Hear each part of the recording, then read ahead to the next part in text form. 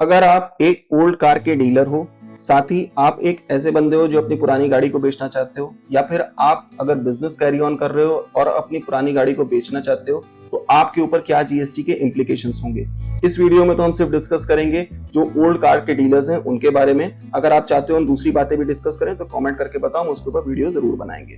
तो अगर आप ओल्ड कार डीलर हो और आप कार परचेज करते हो किसी अनरजिस्टर्ड पर्सन से, तो उसके ऊपर कोई जीएसटी की एप्लीकेबिलिटी नहीं है। वहीं जब आप उस कार के अंदर स्मॉल चेंजेस करके, उसको पेंट करके, रिपेयर करके बेचते हो, तो जितनी भी आपकी सेल वैल्यू होगी, सपोज आपने कार परचेज करी थी अनरजिस्टर्ड पर्सन से 5 लाख रुपए की और बेची है 6 लाख रुपए की, तो 1 लाख रुपए के ऊपर जीएसटी लग जाएगा एट एप्लीकेबल रेट।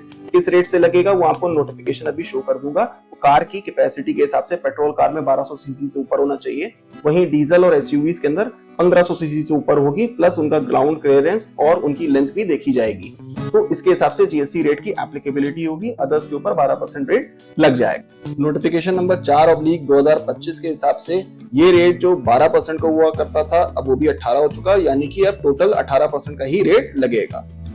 तो ऐसे डिस्चार्ज होगी जीएसटी की liability in case of old cars. तो आपने दो चीजें इसमें ध्यान रखें कि हमारी परचेज कॉस्ट के ऊपर कोई भी जीएसटी नहीं डिस्चार्ज करना है। जब हम उसको बेचेंगे तो हम कोई भी आईटीसी अवेल नहीं कर सकते हैं, और उसकी कार की जो मार्जिन वैल्यू होगी उसके ऊपर ही हमें जीएसटी डिस्चार्ज करना है। तो मार्जिन कैसे निकालेंगे उसके लिए परचेज कॉस्ट इंपॉर्टेंट है।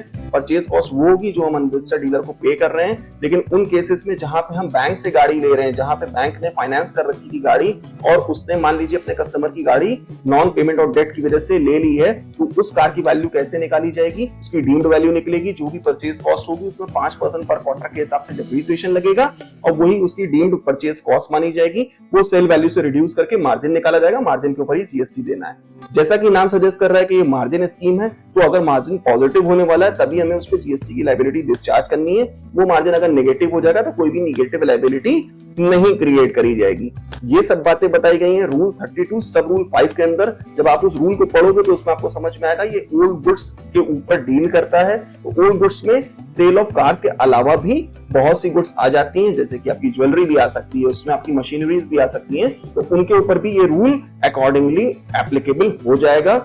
इस रूल के अंदर आप जब जाओगे तो आपको बहुत सी क्लैरिफिकेशन चाहिए होंगी, कैसे एंट्रीज होनी है, कैसे इनवॉइसेस रेस होंगी, कैसे इसको ऑप्ट करना है। इसको ऑप्ट करने के लिए कोई स्पेसिफिकली आपको कहीं पर फॉर्म नहीं भरना है, ये आप अपने पास डॉक्यूमेंटेशन मेंटेन करोगे और अपने सारे कंप्लायंसेस पूरे रखोगे। तो ये जानकारी होपफुली जो भी ओल्ड कार डीलर्स हैं उनके लिए हेल्पफुल होने वाली है। अगर चाहते हो डिटेल वीडियो बनाओ तो कमेंट करके जरूर बताओ। Thank you.